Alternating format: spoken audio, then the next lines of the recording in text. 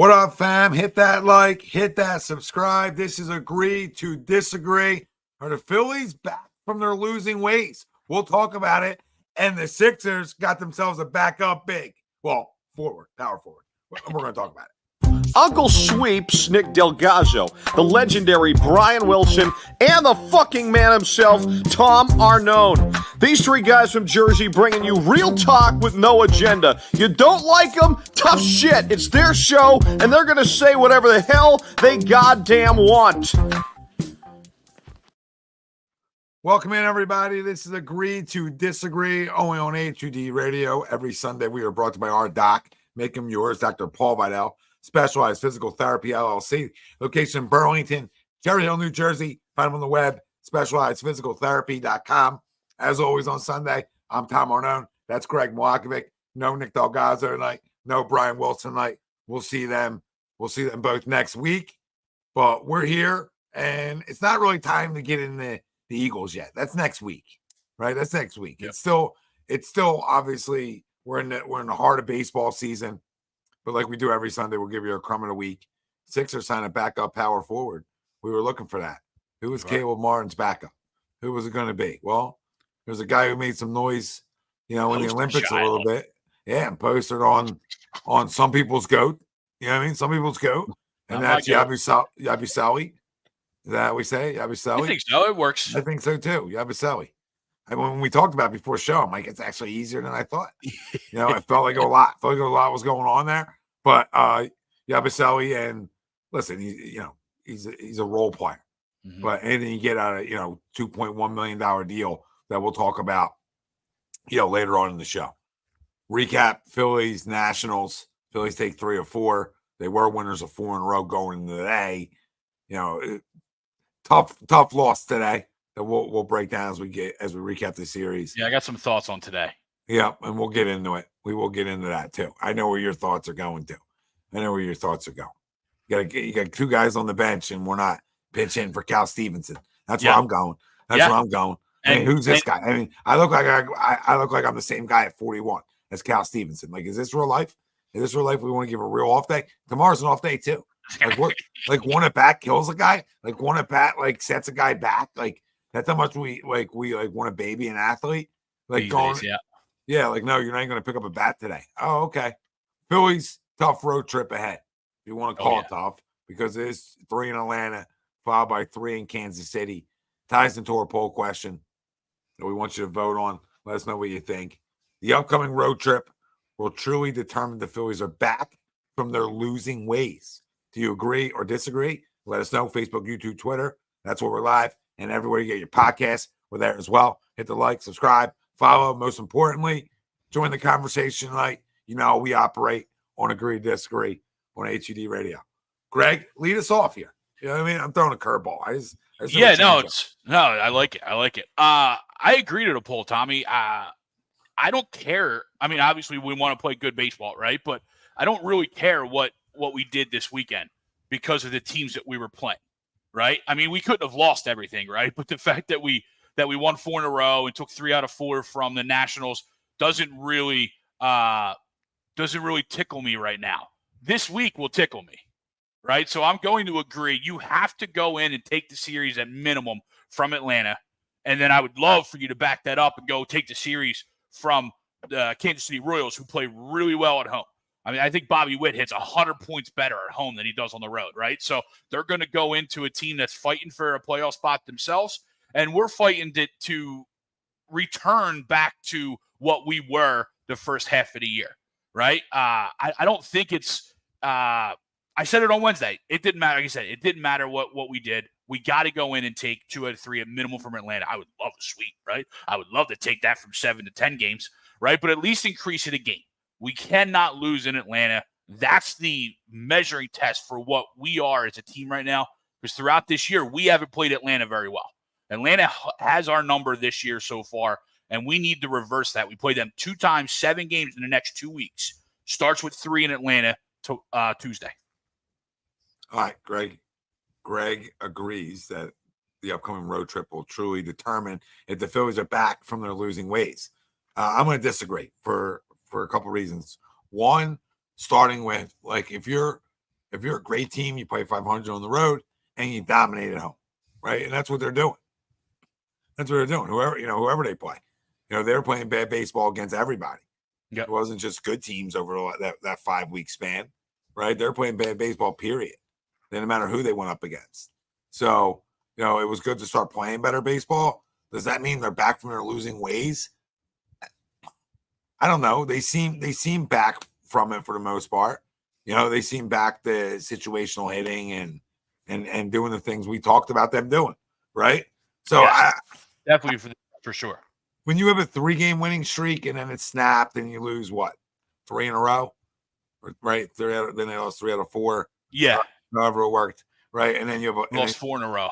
And then you back it up with 4 in a row. You're sort of working your way out of that. You're sort of out of that, right? Right.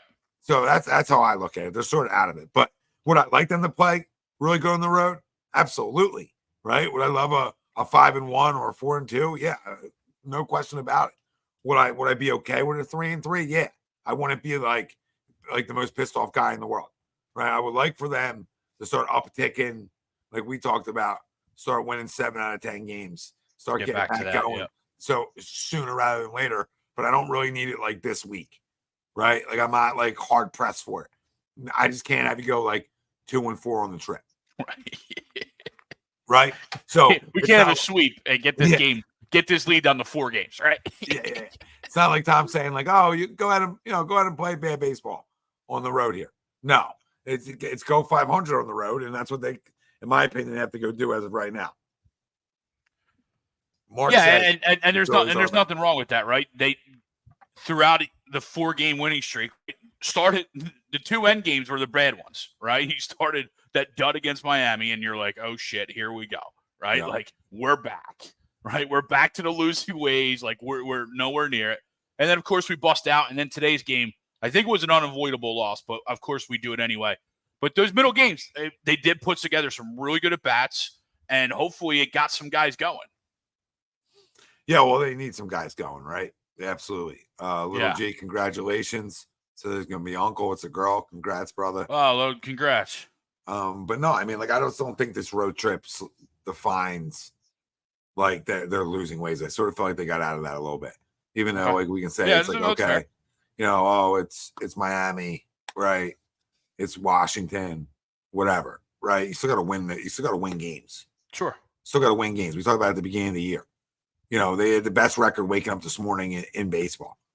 Like this morning, best record. They still do. Yeah, they've got if some teams lost. The Yankees lost and Baltimore lost. Yeah, so I mean they might, right? So that being said, like. Yeah, I think they're out of their losing ways, right? I think it comes down to when you're this good, you just try to stay around, that win total or start winning 6 out of 10, right in that range, and you'll be okay. But no, I just need them to go play good enough baseball this week and just not get beat up, and I'll be okay. Eddie says, "What's your thoughts on Rob Thompson? Do you trust his decisions?" I mean, I don't know that we have any other decision but to trust it. He's the one making them, right? You know what I mean? But yeah, I mean, do I question a lot of what he does, especially lineup wise? I know, Tommy, you're different in that way, right? You don't get into as much as the day-to-day lineups just because it is a grind. But I questioned it heavily, right? And even today, I think today was an unavoidable loss. For a stretch for as bad as we played throughout this stretch of baseball, I felt like that he managed this game just to be there. You know what I mean? And I think he kind of contradicted himself a little bit today. He used all of his A relievers to keep that lead or, keep that game close. But then the biggest moment of the game left his 2 highest paid players or his 2 high paid players on the bench at that point on the bench and said they needed a full off day. Well, then why use your A relievers then? Then use all the guys that you're trying to find roles for as we get deeper into the season. Why did we use Alvarado, Hoffman, Strom? Why did you use all those A guys to keep that game close, even though they didn't, right? Why did you use all those guys? And then when the time came and you had, tying run come to the plate and we're letting Cal Stevenson hit, and then even with with Stubbs. Like, one at bat was really going to ruin those guys' day. Yeah, listen, I mean, the Stevenson AB, I have no time for it. Yeah. So letting Stubbs bat there at the end, I don't care. Well, you're right. At that point, it's a moot point. It's a two-run game, so that doesn't matter. But the Stevenson one, I'm like, what are they doing? Like, first off, you got Bryce Harper on your bench. That's an automatic, like, he doesn't need an off day. I get giving JT the full off day as a catcher. I completely understand that one. That was the only one that you can say, hey, Tom, do you get this one? And I'll say, yeah, Rob. Hey, Rob, we're on the same side, babe. Right? The Bryce Harper is inexcusable unless he's hurt. So unless there's like some underlying soreness that's going on, which, listen, there could be, right? There absolutely could be that we don't know about, right? You know what I mean? There might be like something that's just lingering, like, you know what? He's not begging for the off day, but like that. But they're like, hey, you know what? We got 2 up back. We can get him 2 right here. Let's get him 2, right? Because even Rob said, looking at the long term, right?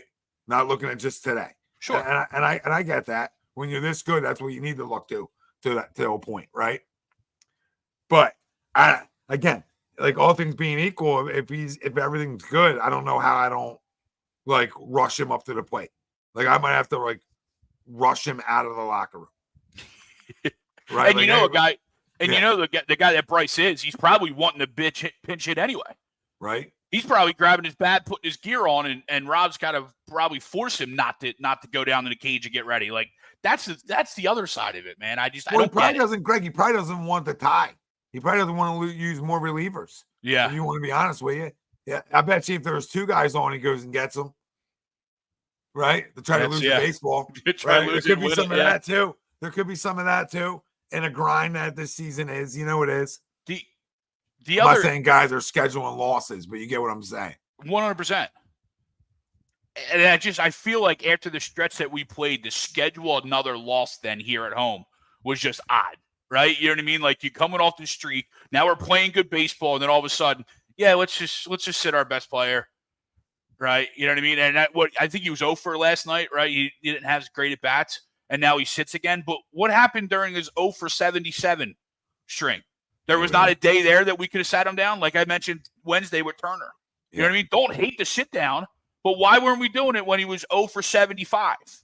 Why do we do it now when it seems like he's come out of it? I think he's hit 400 since that streak ended, or since like he had that last hit. So I just, like you said, unless there was a lingering injury to where like you could, or soreness, I don't want to say injury, but unless there was something lingering that we're like, soreness. All right, cool, 2 days really does something, I guess I'll give it to you.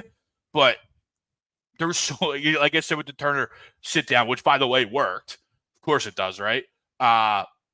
Where was that during his skit, right? Like get him off his feet, get him a day down, and he just kept rolling him out there for the 0 for 77, and now we just a random Sunday. Yeah, I mean Harper he was swinging better after that, like going from the start of Arizona. He swung a well up into game 1 against Washington, and then he was 0 for 3, 0 for 4. Yeah, and then the sit down. But he's only had 2 homers in his last 59 ABs, so not getting a lot of power there. So you wonder what that has to do with any of it, right? Sure. You know, but he probably has 4 or 5 doubles though, right? In that stretch of games, he has 5. Yeah, okay. I thought he was still putting good, hard swings, but you're right. They just weren't going out. They weren't leaving. 6 RBIs, 14 strikeouts, 6 walks. So that's at bats. So, I mean, not nowhere near lighting the world on fire. Nowhere near it. But yeah, I mean, he was playing better. But maybe that just tells you he needed the off day. But I mean, he got an off day tomorrow too, so that's why I have no problem going and getting him the AB. That's where you just go and get him the AB. And our poll question is: the upcoming road trip will truly determine if the Phillies are back from their losing ways. Do you agree or disagree? Let us know. Facebook, YouTube, Twitter. That's where we're live, and everywhere you get your podcast, we're there as well. And right now, over on YouTube. What is that one? 93% agree. 7% disagree. So only 7% are in my camp that it won't truly determine it. But there's some guys that still need to get going. Yeah. And there's some guys, like you look at Schwarber, you think Schwarber's having like a down year, but then you look, he's batting 260. You know what I mean? Maybe not after today, but he's batting well over the Mendoza line as opposed to last year. And his home runs just come in spurts this year as opposed to a little steadier last year. But while I think there is still some guys that still need a jolt, I think there are some that are starting to turn the corner. Like Nicky's still hot since the All-Star break. I think Rojas has put together some really good at-bats here over the last week or two. Yes. We're starting to see a pulse from JT, which is nice. It's been better, Greg. Absolutely has been better. It's been better. But I like I said, I don't think they're like not back. Like I think they're back because they played better baseball. So like that's why I like the poll. There's nothing wrong with the poll, right? I'm just not looking for them to be back on the road again. Now they're in their losing ways again if they go 2-4. Yes. Right. You go my argument and caveat to being a disagree is 3-3. I'm not like, oh yeah, look at us. Right. Yeah. I'm like, I'm good. I'm good. Like I really want to be playing. Like I really want to be hot in September. I just don't want to be putrid in August like we were in most of July. Right. All July. Yeah. The end of July. Like I can't just be putrid. I got to be good enough. Murph says the day to sit Bryce, if you're going to do it, was yesterday. Irvin is their best pitcher, and he's a right-handed pitcher. And Taiwan was on the bump for us today. When Walker's on the mound, you need your best offensive lineup. Just my thoughts. And your thoughts are not wrong either, Murph. No, it's good thought process there. I wasn't even thinking of that, but that's absolutely true, right? If we're gonna keep rolling Walker out there, we're gonna need firepower to go with it. Well, listen, boys, you better get used to rolling. Oh, yeah, sure are. Because it ain't stopping. Dale says my expectations against Atlanta is low. They just don't play them well during the season.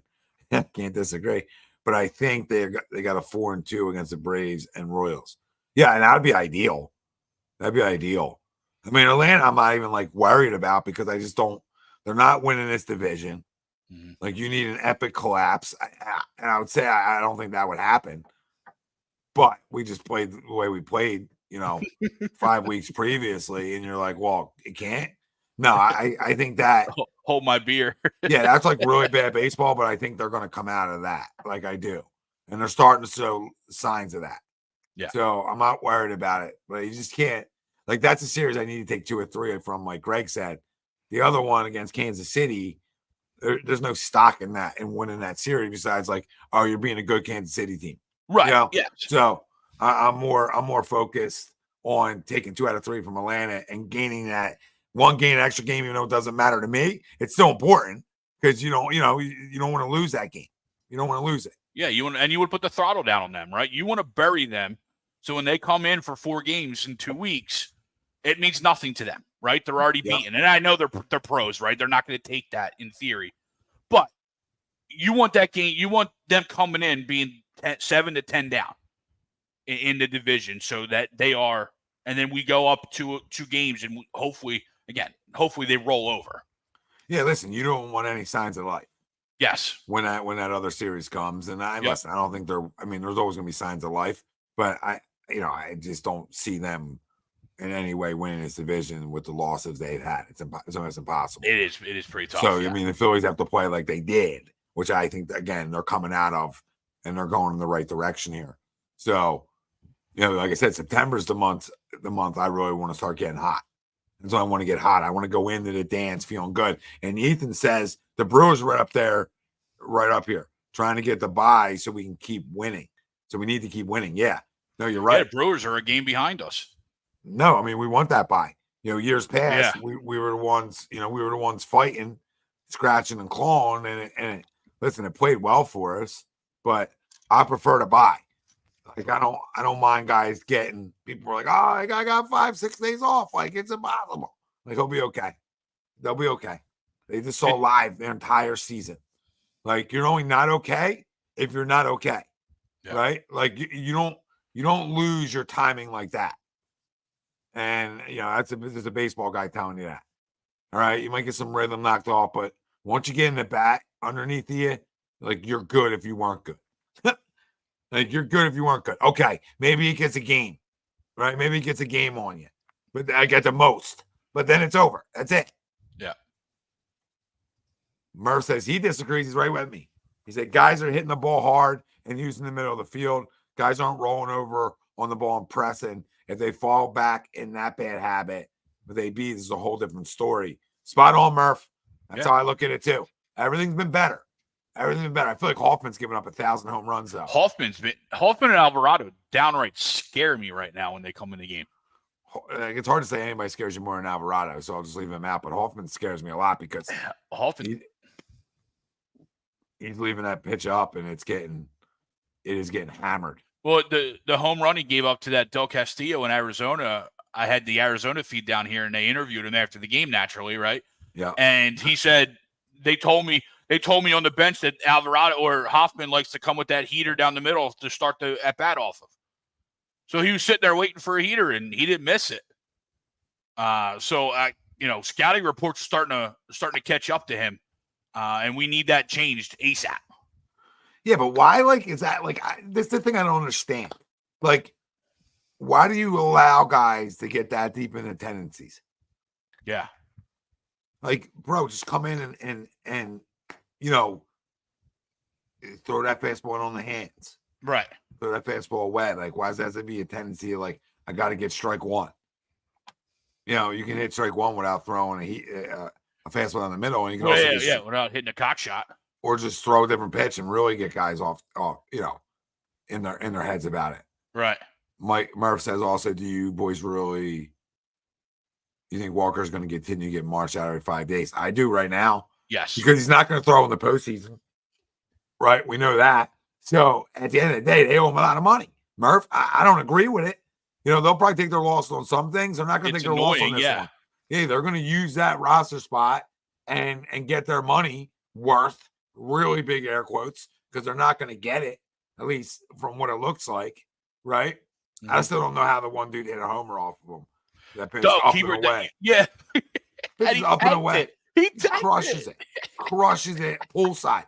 Like, it's one thing you tell me he hits that ball away out, right? Like, you told me he pulled that ball out. He turned it around. Yeah, because you're like, this is why these guys, you can't do what they do. Nobody, that's what you got to tell kids. You can't do what these guys do. Like, that guy, that's not even a great player. And there's a major leaguer. There's a big leaguer, but yeah, I mean, so I don't see how he isn't. That's the thing. And I'm tired of watching him pitch, but they got 2 years, 18 mil a year, right? It's 2 years, 18 mil pop. So I ain't going nowhere. It ain't going nowhere. He might go somewhere. He might get released or traded in the offseason, but not anything right now. Right? You know what I mean? And I doubt even that, to your point, right? Because they made the roster move. They brought him back. He stunk his first thing. But yesterday, they sent Phillips back down. And mostly that's for the anticipation of Ranger coming back, right? But you had that decision to make. Are you going to roll with Phillips, who has been shaky his last couple of starts as well? Or are you gonna roll with Walker? And financially, you're going to roll with Walker. Right, it is what it is. If Phillips shoves it up their ass and ties their hands, they don't give him a choice. Correct. Right. Walker's still hurt. Right. Walker's still hurt. Yep. And he was doing that. Right. He was doing that. He had a couple starts. He had a couple starts that were really good, and then he had a couple shaky, and then obviously when you owe somebody that kind of money, the shaky other guy goes down. The squeaky wheel. See ya. Yeah. Swoop says the Phillies have the best record in baseball ever. Do you guys think that they are either one extreme or the other extreme? When they're not playing good baseball, they're playing horrific baseball. They don't play mediocre baseball if they're not playing their best. Can't keep so hot or cold. Need to be able to play okay baseball if they're not playing their best. I agree with you, Sloop. Yeah. Like it's either like today they're playing. We're gonna take a mediocre game wins today's game. Yep. No, you're right. It's the whole point. That's the way we played over those 5 weeks. Yeah. It was horrific. It wasn't just like, oh, they're playing okay. They're not playing as good as they were. No, they've either played with the lighting the world on fire, or they've been where you're flushing down the toilet in the morning. Yeah. Right. It's been one or the other. No, I agree with you, brother. I agree with you. It's crazy. It's crazy to think that way too. Like you don't got okay. Like I said, go 3-3 this week. You know what I mean? Like that's okay. They don't. I don't know if they had that in them. Maybe over a small sample size they do, but they definitely don't have it in it over a period of time. No. Josh says, how concerned are you guys about the pitching overall outside of Wheels and Sanchez? Well, we talked about the bullpen. Bullpen, I don't know if I love. Right, they got to figure some things out themselves. The setup I like on what's back there. They just got to get themselves better.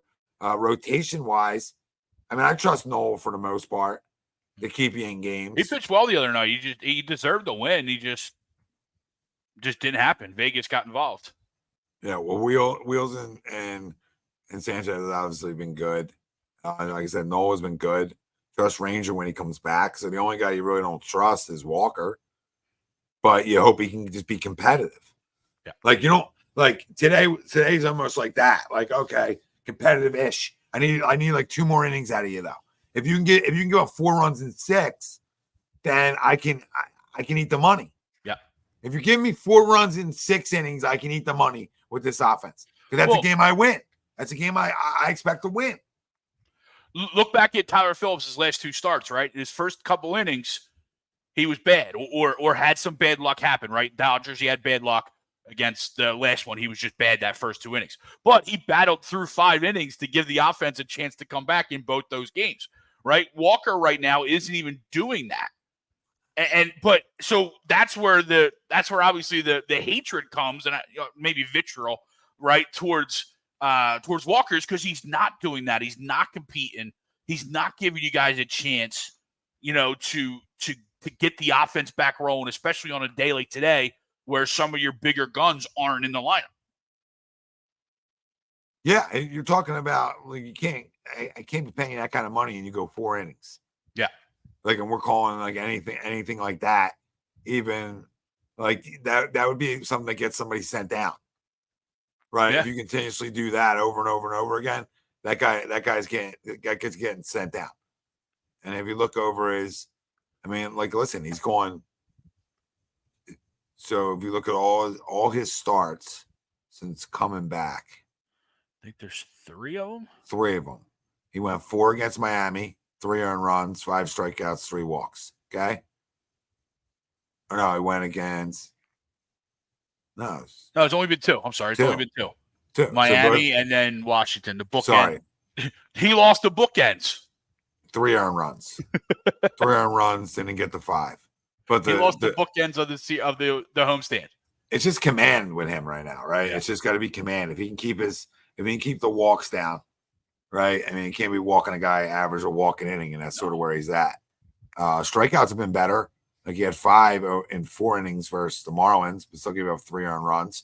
That's the thing. 3 earned runs in 4 innings isn't going to work, right? Like I said, you need Walker giving up 4 runs in 6 innings, right? You prefer 3 runs in 6 innings, but I'm going to be asking for a lot. Murph says 3-3 this week is a win. Absolutely, Murph. Absolutely, it's a win.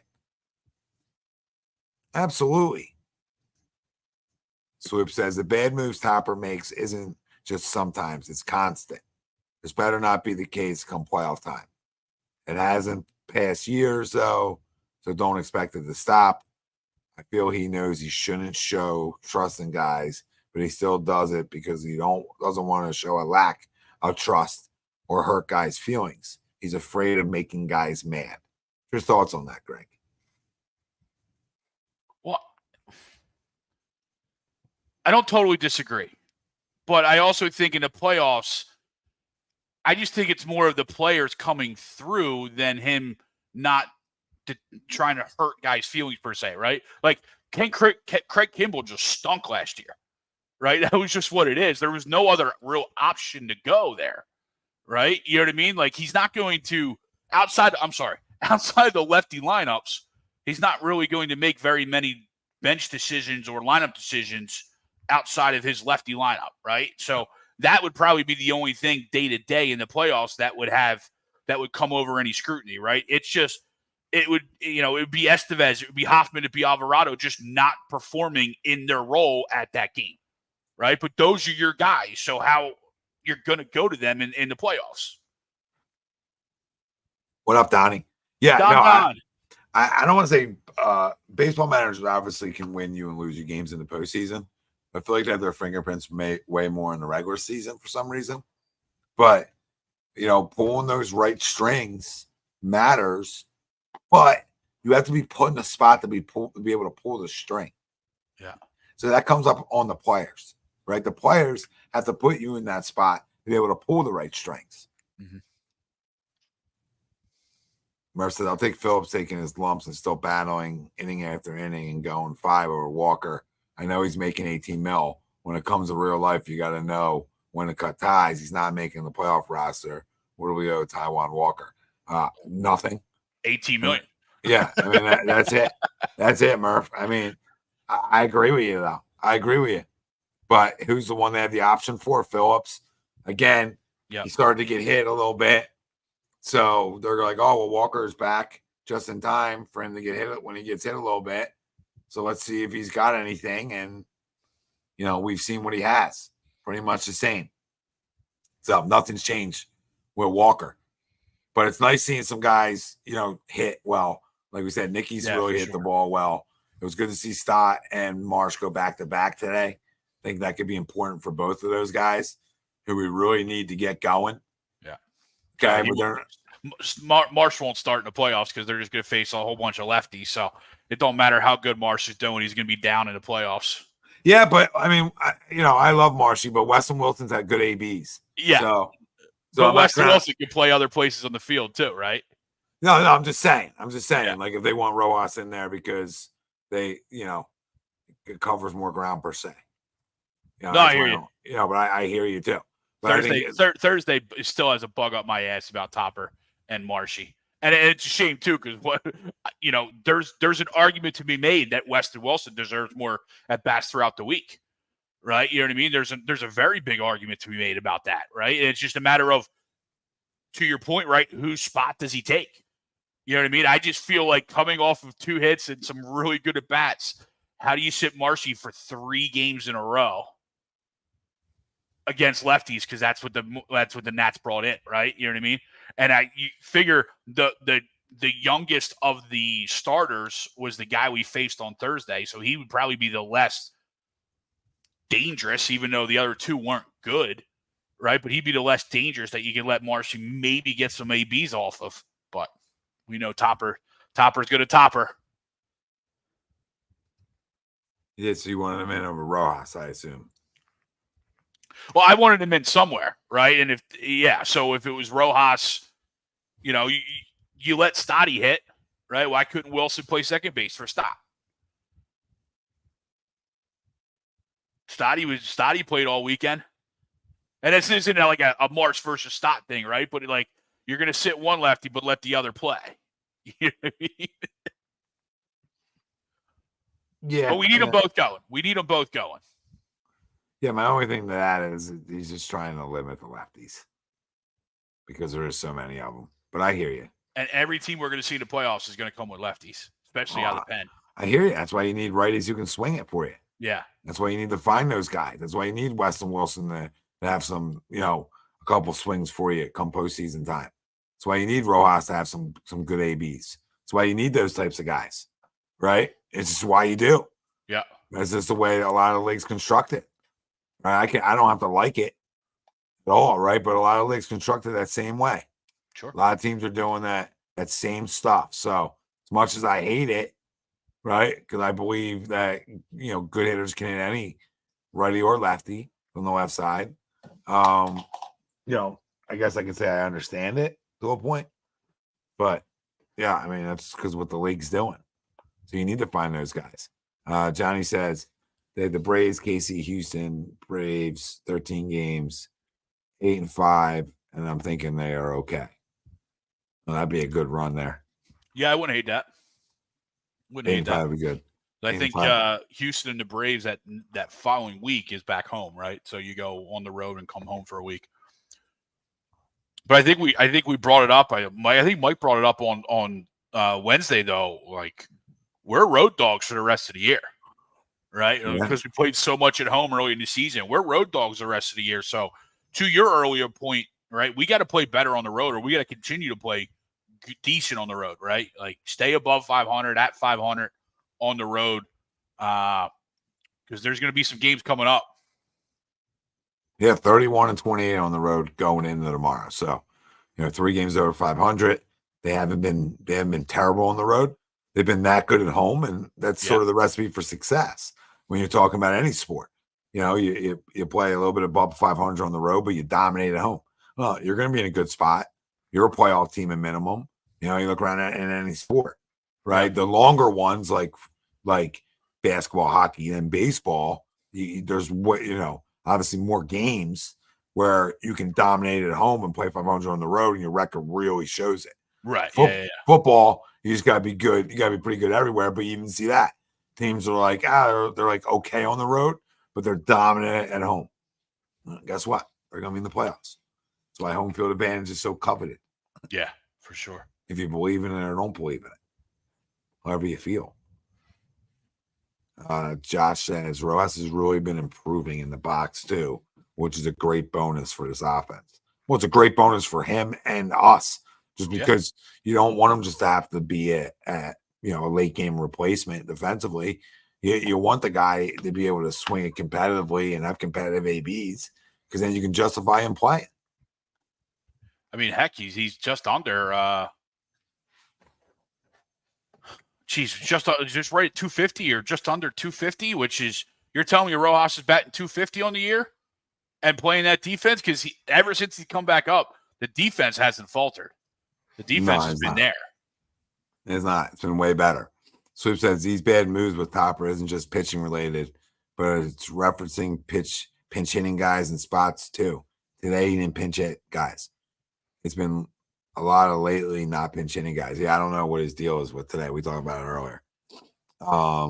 Yeah, today's an odd one. Yeah, today's just weird. Don says, how are you all about the playoffs? Nervous, comfortable, confident? Don, I'm confident because I have Zach Wheeler and Aaron Nola and Ranger Suarez that I'm running out the teams. So I'm going to be confident. But, that Arizona series isn't far removed from my brain. So, yeah, I'm confident, but last week or the playoffs, right? Yeah, I would say I'm comfortable just because of that staff. Instead of saying confident, I'm comfortable, but this lineup scares me at times on what they can do. Yeah, throughout that 5-6 weeks, kind of what the swoopy point earlier, right? There was no middle ground, right? It's just like our offense has always been. It's either home run or bust. Yeah. Right? There's no, hey, let's roll baseball here or there. I mean, we did it the other night to get the win naturally, and how'd that work out for us? Right? It worked out pretty well when you roll the baseball at times. So yeah, I think I'm with you. I'm in that comfortable stage.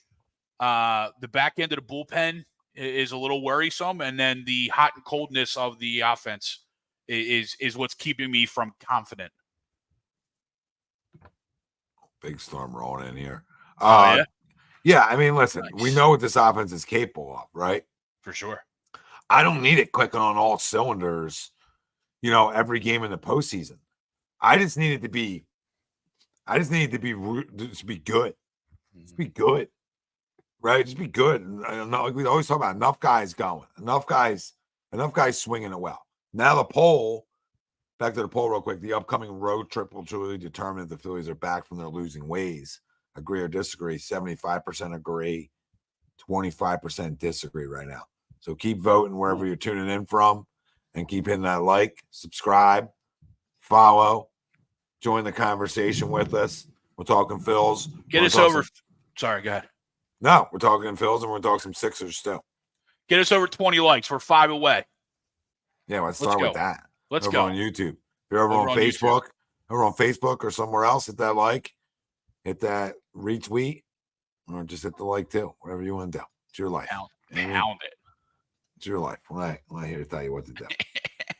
but we'll try and suggest a few things. Yeah, you suggest, and that's all you can do, right? That's all we can do here. So pitching matchups for Atlanta. We're going Wheeler on Tuesday. They haven't named a starter yet. And we got Noah Freed on Wednesday. And then Thursday is Sanchez versus Schwellenbach. So we got our guys. Oh, yeah, so that's 2 out of 3. We got our guys that we want. Yeah, you would think 2 out of 3. We hit Freed pretty well, traditionally. Is Ranger going next? Against Friday, it looks like. Friday's that open spot. And it looks like that's obviously, I think, where they're going to pencil in Ranger there. By the way, if you're in the Atlanta market, at least according to ESPN, you could get into this series for as low as $5 or $6 each game. Wow. So that's pretty pathetic. It is. Hot land in August. So Hot land in August. Well, I think school's back down there too. So it is. That is true. But they're all night games. They're all 7:20 starts. There's no excuse for that. Murph says 2 national TV games for us out-of-towners. Murph says, I wish our bullpen had roles. Topper has played matchups. Let these guys know what's expected. Where are they going to be pitching? Do you guys think that matters? Oh, absolutely. Absolutely. Yeah, Murph. We probably talk about this a lot. It absolutely matters. 100%. I mean, yeah, I talk about it all the time. The consistency, knowing what your role is, and you get a structure in place of your day, of your night, right? 6th inning, and you got the lead. You're getting up for the 7th. You don't even need the phone call. You don't even need the phone call from the pen. You could turn the damn phones off, right? But it's not how he's going to do it, man. It's not how he's going to do it. Now, maybe come postseason time. And later down the stretch here, does he sort of define that a little bit more? Let's hope for that. All right. Because when he did the one time that always sticks in my head, and I have no problem you going home because he's your biggest bullet at the time was Alvarado against Jordan. You went lefty. You thought that was the right move. And not saying Jordan can't do that off anybody, but that ball has not landed. Ball still hasn't landed. It has not landed. So doesn't always work out for you. Yeah. And then the situations change all the time, right? Then sometimes you'll see Alvarado in the 7th or Hoffman in the 7th or the 6th. And Murph, the roles in the bullpen, just in general too, right? This isn't just a Rob Thompson thing. This is all of baseball thing, right? You look at the Cleveland Guardians when they came into town, Stephen Voigt, saying all the time, I can use any of my guys, at any time. Well, one thing he forgot to tell you is that he's got Clase in the back end that doesn't move, right? So, yeah, he could use all of his frontline bullets at any time, but that moose in the back doesn't move. And hopefully with Estevez here, we finally have that moose in the back, and it seems like we do. Now we just need these other guys to start adjusting to their mid-game roles. Yeah, that's exactly what we have to do. All right, like we mentioned when we came in, Sixers brought in a backup power forward, and Yabusele from Guerschon France. Yabusele. Yabusele from. We'll learn it fast because giddy up. Yeah, he's the guy who dunked on LeBron. Love it. In the gold medal game. So he had a really good run for France in that circuit. He's been in the league before. He's had some coffee in the league, but come back over for a 1-year, $2.1 million deal to be the backup. It seems like for Caleb Martin. We'll see what else they go out and do. But they're pretty filled up, roster wise for the most part. Yeah, I think that might be one of their last spots, right? That was the last glaring hole that they had. Well, their point guards, they have 3, right? Or 4 if you count right? But they have Maxey, Lowry, Reggie Jackson, Dowden, right? So point guards. So shooting guards, Oubre, Eric Gordon, McCain, and Edwards, right? Small forwards, Paul George, Ricky Council, and then these are asterisks next to D. Jones. Power forwards, Caleb Martin, the KJ Martin? Yeah, KJ Martin. KJ Martin, yep. And Yabusele, right? And then centers, Embiid, Drummond, Bono. So that's their, if you look at their impact guys, right? Center, Embiid, Drummond, power forward, Caleb Martin. We'll see which one of KJ Martin or Yabusele make an impact there. Yep. Paul George, Ricky Council are your two small forwards. Paul George getting most of those minutes. But that means Ricky will see the court, though, at times. So Ricky will get some run. Your shooting guards, Oubre, Gordon, they're going to get the majority of that run, with McCain getting a little bit of run as well in that mix. And then your point guards really going to be a lot of Tyrese Maxey and Reggie Jackson, in my opinion, with Kyle Lowry, getting limited run probably in the regular season. Probably getting 7-10 minutes a game type stuff. Yeah. Real limited run. But different matchup. Guys will play together. I'm sure there'll be times where Reggie and Maxey play together too.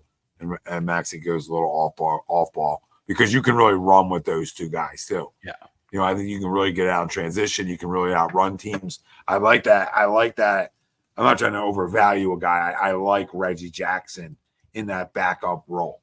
I do. Well, yeah, I mean, people were shitting on the deal at first, right? But then when you actually go and analyze the minutes and the production that he had over with the Clippers and with the Denver Nuggets too, he's still a contributing part to a winning team. Yeah. So I think it was definitely a good, especially this late in the process, right? You're talking about getting a guy that can come off your bench and in theory, you hope averages right about 10 points a game off of your bench. Can win you a game. At this point in the offseason. Yeah, that can win you a game. Yeah, Can steal you a game in the postseason. Can steal you a game in the regular season with a big shot. Yep. Right? But I think their roster is really good. And arguably one of the deepest when you go 1 through 5 and you get head into the bench a little bit that Embiid's been through with Maxey, Oubre, George, Caleb Martin, and Embiid. That's really good. It's really good. And then Drummond, and we talked about the backup power forward. We're not 100% sure though. Ricky Council, Eric Gordon, Reggie Jackson, and they got some younger guys that will get some run. But looks to be good. Looks to be really good when you talk about the Sixers. And yeah, Don, Caleb Martin is a power forward. Huh. I will take anybody that dunks on LeBron. He can be on my team. Martian, did this fan base really want Pat Bev instead of Reggie Jackson? I don't think that's an upgrade. And I like Pat Bev, right? But come on. I mean, Reggie Jackson can play. I think Reggie Jackson's a really underrated bench guy in this league. You guys will say, we'll talk about this in November, right? And you guys will be like, Tom, you're right. I really like Reggie's game. I'm not telling he's I think he brings a motor to him. I think he's got an energy to him when he plays. Yeah, I'm shocked to hear that. Like I said, I liked Pat for what he was, right? For what he was here. Yeah. But Reggie's a clear upgrade over that. Pat, there was no offensive optimism with Pat Beverly, right? There was no no offensive threat from Pat Beverly. Yeah. There is an absolute offensive threat from Reggie Jackson. Yeah, and the same thing with Kyle Lowry. There's a little offensive threat. Yeah. Right? There's more than Pat Bev. At least Kyle Lowry gives you more than Pat Bev. But they still give you nothing. You needed that other point guard who can score a little bit too. To complement Tyrese Maxey. Mm-hmm. Listen, you don't want to be running Tyrese Maxey 38 minutes a night in regular season games. No. You know what I mean? You want to be able to keep him you want to be able to rev him up, right? You want to be able to keep his minutes and rev him up as the year goes on, right? And this kind of stuff allows you to do that. Murph says Reggie Jackson is their sixth man. You can see the lineup of Maxey, Jackson, Oubre, Paul George, and Embiid. The way the NBA is now, I don't hate it at all. Yeah, that's pretty dangerous right there offensively. Yeah, that's a lot of guys who can hurt you. I don't know if Embiid's played with that many guys on the court at once that can hurt you. Mm-hmm. I think even the starting five gives you the same thing. I don't know if he's played on the court with four other guys that can hurt you at that clip. I don't know. The only time he did is this last 2 weeks when he was playing with a whole bunch of superstars, right? Yeah, I mean, think about it. Everybody on the court can get you 20. I'm not saying nightly. I'm not saying everybody's going to average 20, but everybody's right. It's not going to happen, but yeah, but everybody's capable of giving you 20. So when you play with that, I mean, it's nice. It's a nice thing because different guys are going to be hot on different nights, and if you feed the hot hand and you're unselfish as a group, which I think this group's going to be really unselfish. I think it's built that way too, right? Like even Paul George, there's nothing about selfishness when you talk about Paul George, right? Have you ever got that vibe from him, Greg? No, it's not. Not really. No, I never got like the Harden. He doesn't have. I mean, he's got the heart and stake of never winning, right? But he doesn't have the heart and stake of. But being a loser on the floor, though. Yes. Yeah, but he's also taken less further. Agreed. If you want to look at it that way. But he doesn't have that, like, I need to get my 25 shots a night in guy, right? Doesn't seem like it. No, he's got the bag. So he's not getting another max deal. Right. So it's about, you would hope, it's just about winning now. Yeah, at this point. So, you would hope it's winning. I mean, I would think that Clippers thing would be about winning too, but Kawhi just didn't help that. Yeah. Like no Kawhi, you're not winning. You're not close. And him getting the hell out of there with Harden says a lot about me liking him more. Right? Because he didn't stay in LA. And guess what? The taxes are cheaper here too. For sure. So, but I mean, again, it's his last max deal. And this is a team that can win together. And he's got something to prove just like Embiid does. So they both got something to prove. Mm-hmm. Yeah, if you can't win with this roster, right, and with this supporting cast for both of them, right, when are you going to win? Who do you guys think team up next after the Olympics? And the Olympics hurt the Celtics locker room. Who do I think teams up after the next Olympics? I mean, you'd have to look at some of the younger guys, right? And see like who sort of like wants to play with who. When you look at like Edwards, like who would Edwards want to play with that's younger? Like Halliburton? Like you literally look at those guys. I mean, they've both gotten paid, so they're not going anywhere, right? But I mean, you say that anybody can get moved, right? I mean, it could have hurt the Celtics locker room, I guess. I mean, I don't know. If you let that divide your locker room, you probably don't win a championship to begin with. So I'll say that in like, wow, Tom, you're defending the Celtics in a way. Like I don't say that. Like I don't know.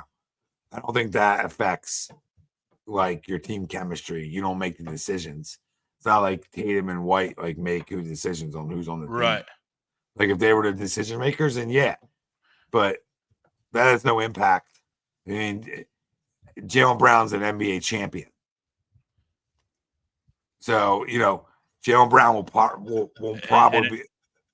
Go ahead, Greg. No, I was saying, isn't he the highest paid player in the league right now? Yeah, until the next deal comes around. Yeah, I think so. So I think he's okay. Yeah, I think he's all right. And he'll get paid again because he's still young. What's he like? 26, 27? Yeah, not old. I don't think he's still going to get paid again. He'll probably be in the next Olympics as one of the veterans. So. Murph says also when guys like Embiid, Max, or PG have a load management game off this team has capable guys that fill starting roles. Haven't had that in a very long time. And I didn't want to bring that up, Murph, but that's spot on. Because you got guys who can win games. Yeah, and what's he got? 3 years left on this deal or 4 years? He just signed it. So 3, 4, something like that. Yeah. So either way, he's up for a new one at like 31, 32. Right. Signed a 5-year deal. That doesn't tell me anything. But the way the NBA after it's 33-year-old offseason, he'd be an unrestricted free agent. Yeah, so it's still, you're still talking about another max deal probably. Yeah. The way the league works. And heck, and same thing with the way the NBA is, probably is 30. Potentially his 30-year-old in 2 years, to your point, right? They're going to re-up, right? He's going to be re-up for the new max. You know what I mean? He's going to want another one. Dude's cap hit $65 million when he's 32 years old. That is out of control. Yeah, it's insane. Josh says Saul picking Maxey working out with Chris Paul. How do you guys feel about that? I don't have a problem with that. No problem with like trying to get your game better, trying to learn from guys who do things maybe really well that you don't do. With Chris Paul is a tremendous passer, always has been. Runs That he definitely is, yeah. Runs offenses really well, so stuff Maxey can continue to grow and learn about. Spells said, "Well, fellas wanted to drop a thing this weekend. Huge success. No problem, Spells. No problem, bro. What up, Spells?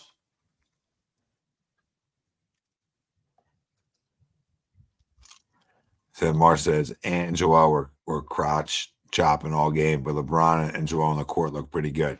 Yeah, they did. Yeah, they did. They definitely did. It would look good together here if it ever happened. If that would have happened prior to COVID. We thought it was, right? I mean, when we thought it was. We were locking all windows and doors coming in for a landing. Those two guys would have won one together at some point. They definitely would have. Too much power for teams.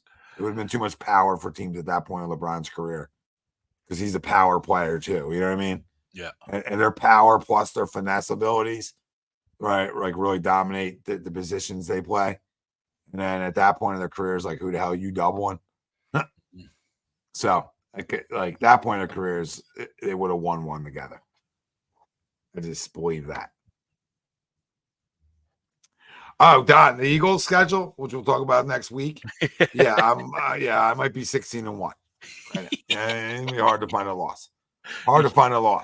You keep bringing it up, and we're gonna get it. The win total is gonna keep going up, and up. Yep. You know how this works. 17-0. But the real losers of the week are always a crumb of the week. So we're gonna get into that now, Greg. Well, 16 likes. Let's go. We need 4 more on YouTube. Come on, guys. I mean, how do we not do that? I don't know. Eagle season will be here, and then there's 25 people watching. Everybody comes out in the fall. It is, yeah. If everybody it is an Eagle show, we'd have our 25 likes. Yeah, well, everybody comes out in the fall, like throughout the whole fall and fall, winter, spring. And people go away in the summertime. Yeah. People just they do what they got to do. We're not mad at you, but hit the damn like because now you're here. Yeah, right? You're here now. Who's your crumb of the week, Greg? I'm going to take a subtle jab and crumb at LeBron James for taking the MVP trophy from Steph Curry, and then also for telling that kid to get away from him. But we'll just leave that there. My major crumb is Rob Manfred. It's amazing how some of these crumbs just continue to show up and up and up over and over again. Rob Manfred is just absolutely doing his best to ruin the game of baseball. There is a proposal out there that will mandate starting pitchers go 6 innings or you lose your DH. So not only do we have all the BS changes that you've already run through, now we want to mandate that starting pitchers go 6 innings. Now, on the surface, I don't necessarily hate it, right? I want pitchers stretched out, but I don't want to have to be – you don't have to mandate me to do that. You know what I mean? Like, we should want our pitchers to pitch 6 innings because that gives us the best chance of winning. But once you start mandating shit, that's when everything goes off the table.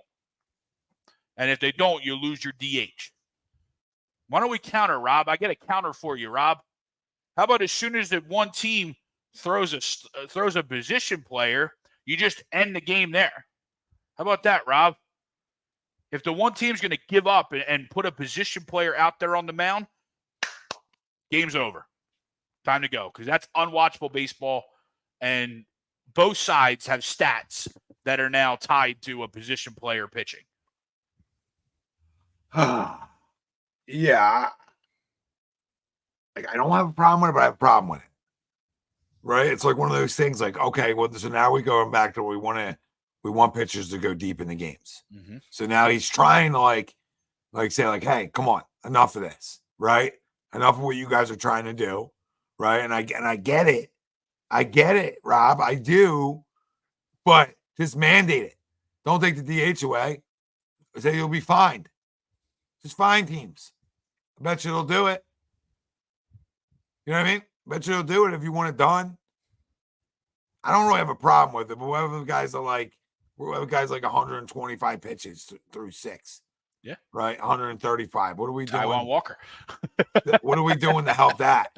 And then teams are really going to have to get tricky with, like, listen, he's making pitching matter more, because then, like, I would spend my money all on pitching. Mm-hmm. You know, I would spend all my money on pitching. Now, just because you need that 6. Right. And then you lose the DH, and then who has the bat? Whoever the pitcher is? I'm guessing the pitcher. So now pitchers are going to have to get swings again. So we're doing this again. So you brought a DH spot back. So now you're telling me if Taiwan Walker doesn't get to 6, I lose Kyle Schwarber. Okay. Yeah, the more I'm talking this out, the more I hate it. I'm with you. I have no problem stretching guys out and trying to lengthen the stars of the game, right? Because that's obviously who that's got to be what he's trying to do, right? Especially when you look at the emergence of like the Paul Skeens and even the rest of that Pirates lineup, the Jaron Jones and Mitch Kellers, and even look at ours, right? But our guys pitch, right? Our guys pitch. Yeah, we lead this. I just don't. The mandating and the rules and the shadiness around it is what obviously kills it.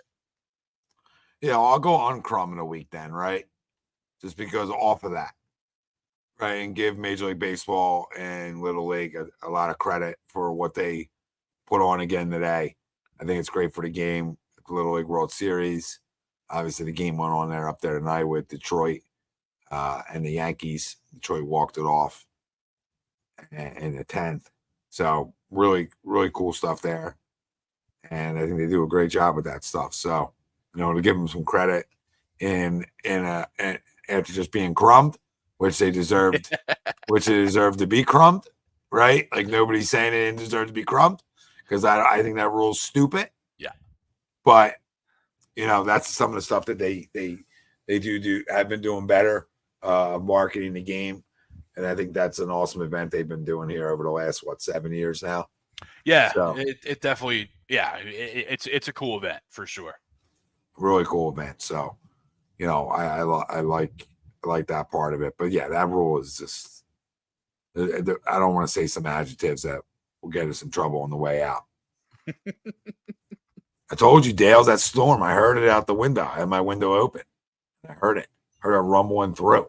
It was crazy. Nice.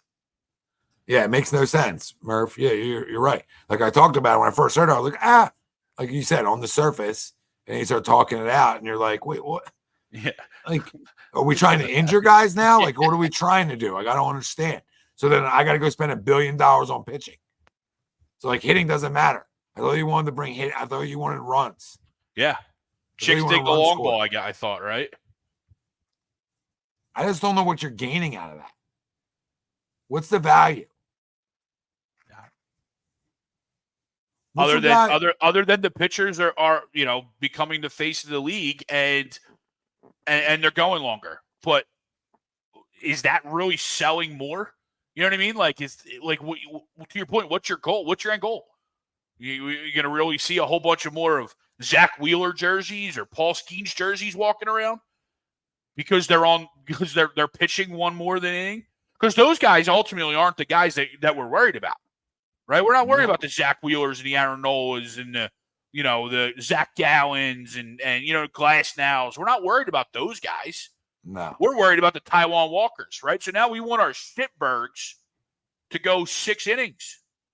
We would love our Shitbergs to go 6 innings. But you force it. You force it. Now you're costing teams games. Yeah. So then take the tax off, right? Like take the penalty tax off, so we could go buy 5 starters. To your point, right? Yeah, but then you okay, you can still win the game because you take the guy out if he's struggling, right? But then it's like, okay, we got to pick our poison because we lose the DH. At what point do you do that? Yep. We lose DH. And for us, our DH is 1-0. So what are you going to so what are you going to do? Are you going to then start using in games where you don't trust the guy? You're going to start putting your DH like 7 or 8? Now you got to start thinking about not using Schwarber. Maybe that's the day Schwarber plays left field. I mean, come on, man. I don't. This is just we're getting too involved into the game. But Phillies off day tomorrow. And They then can't hurt us tomorrow. They can't hurt us tomorrow. Yep, cannot be hurt tomorrow. And then back at it in Atlanta Tuesday night. So it's been a great show, brother. Yeah, absolutely, man. Agree to disagree. HED Radio. If you haven't, hit the like, hit the subscribe. You can always go back and listen. And stay with us. Turn your alerts on. Do it. Do it. Every Sunday we are brought to you by our doc, Dr. Paul Vidal, Specialized Physical Therapy, LLC, location in Burlington, Cherry Hill, New Jersey. Find them on the web, specializedphysicaltherapy.com. Accepts most major insurances. That's Greg Mwakovic. I'm Tom Arnone. Go Phillies. Fly Eagles, fly soon, baby. We'll be talking about them next week, next Sunday, and I'll be at 15-2, maybe 16-1, maybe 17-0. Who knows? We appreciate the chat. Everybody who commented in, everybody who hit a like tonight. We love you. We thank you. Now a little 4-2 road trip. We'll all be feeling better. Giddy up. Everybody, have a great week. See you next week. We out.